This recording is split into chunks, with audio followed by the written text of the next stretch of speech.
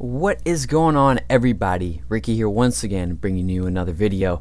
And today I kind of want to discuss something that I've been wondering about lately, because I don't know about you guys, but back in the day when online gaming, at least for myself, wasn't as prominent when I go to play video games, I had, let's see, what was the first? My first console I ever had was an NES. And if you don't know what that is, it's like the original Nintendo, the little gray box. And I had that when I was like about 5 or whatever, so I was kind of raised into gaming, sort of, kind of. And then after that I moved on to an N64, I know, kind of a big jump. And then the next system was GameCube, then a PS2, then a PSP. PSP was a fucking waste of money. If you've ever had a PSP, the only thing that you used a PSP for, if you're in that age group of around 12 to like your preteens going into your early teens, the only thing that you used the PSP for was to go up to your group of friends and it'd be like, oh my god, I can look at porn whenever I want. So yeah, that's the only reason that anybody ever used a PSP, and if you say otherwise, you're lying. So in my time of having systems, oh, and after the PSP I got a PS3, and yeah, so anyway, in my time of having systems, it's always been the kind of thing like where I wouldn't worry about online gaming. Like, I hate to say it, but in a way, me playing Call of Duty Resistance was really the main game that got me into online gaming. I mean, I played a few games online before that, but never really like got seriously into it. Is the fact that it kind of changes my mind on single player, because I used to go and get these games for my GameCube or PS2 or whatever, and it used to give you a certain type of experience that I'd always, it's kind of like watching a movie or reading a book. Well, if you're very I don't have the patience for reading a book, but you get the point. So it gave me the kind of an experience that I don't really get from playing games now. Like, even the games that I have in my I guess quote-unquote collection, I don't really get the same feeling from them as I did when I would go and rent a game or get a game from my PS2 and sit down and play it. I wouldn't get the same experience. I wouldn't be like get done playing the game and have the same feeling. Like, for example, what game? Uncharted 2. That's still one of my favorite games ever. But the single player, when I got done with it, I was like, yeah, that was awesome. But it didn't really stick with me for a while. I don't know, this might sound kind of dumb, but I guess there's more nostalgia with playing a PS2 game or a GameCube game. Let me look in my little drawer of old games. Like, what's a... I don't want to say Resident Evil 4 because that was an amazing game. Here, let's say Ratchet and Clank, the first one. I have it for my PS2. I still to this day can remember certain parts of that game, and that game came out, whew, let me check real quick. I'm sorry if this is unprofessional as can be, but is it gonna say? It's probably not gonna say, because 2002.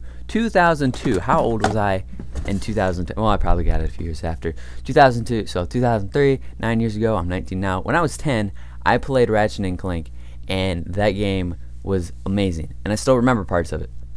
And now today, like, I kind of remember what happened on Uncharted 2, but for the most part it's kind of fuzzy. So it's just little things like that, how I think online gaming now is kind of overshining the single player, and it's kind of sad in a way, because I really did get that feeling after I played a game to where it was like, wow, I feel like I just went and watched the best movie ever or something like that. And now I just go, like, for Black Ops 2, I'm probably just gonna go and play multiplayer first, and not even touch the single player till probably about like a week later. That's what I usually do. The only single player that I really jumped straight into for Call of Duty was probably Modern Warfare 2, because I was really interested in the whole like no Russian and seeing how they did with that, because like when you first started on the game, it was like, do you want to play this because you will go and murder mass groups of civilians, do you want to turn on something? I'm like, what? No, let's go fucking kill people. So yeah, that's I really wish that single player would come back into the main shine of it, because it really is kind of a, I don't know how to put it, if you nowadays you're just now getting into gaming and you're just all into multiplayer. What I'm talking about right now is probably a whole lot of blah gibberish, but if you guys have been playing video games for a while like myself, you probably understand what I'm saying, is that, like, and don't get me wrong, I'm not putting down any single player games that come out today, or games with single player that come out today that are amazing. I'm not putting those down by any means, but it doesn't have really that same feel, because like one game in particular, Red Dead Revolver, that's the prequel to Red Dead Redemption, which came out I think a few years ago, and Red Dead Revolver came out on the PS2. I want to say 2004 or 5, around there, and that game was amazing. I remember playing that and it just blew me away. I still remember parts of that game till this day. Another game straight off the top of my head that I remember was The Warriors, the game based on the movie The Warriors for the PS2. That game was amazing. That was like a beat 'em up fighter brawler game. That game was amazing. It was probably not the best game for like a 11-year-old to be playing, but it was an it was an amazing game. You can go throw people around and knock them around with bats and whatnot, and it was pretty cool.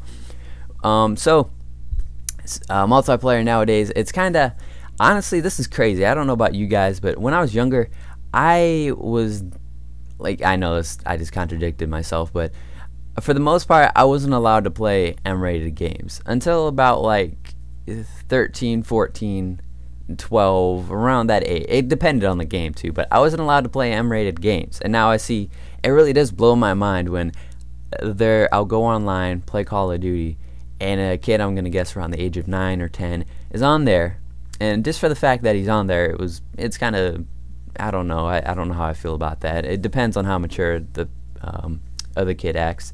And the second thing that kind of throws me off is that they're on there cussing up a storm, like to the point where their parents should be able to hear them. It's not like, "Oh, you fucker, you're a piece of shit." It's not like that. It's like they're on there like, "You fucker, you son of a yeah." I'm sorry if that was if I just blew up your headphones, but you get what I'm saying. That's just one thing that kind of, I don't know how I really feel about that. But so yeah, just let me know what you guys think about this. And Black Ops 2 comes out in almost a week. A week and some change, and I'm really excited for it. I know I probably shouldn't be, but yeah, whatever. So yeah, if you guys enjoyed this, please leave a rating, whatever you feel it deserves. Leave a comment. We'll go talk and bro out, and I will see you guys in the next video. Peace.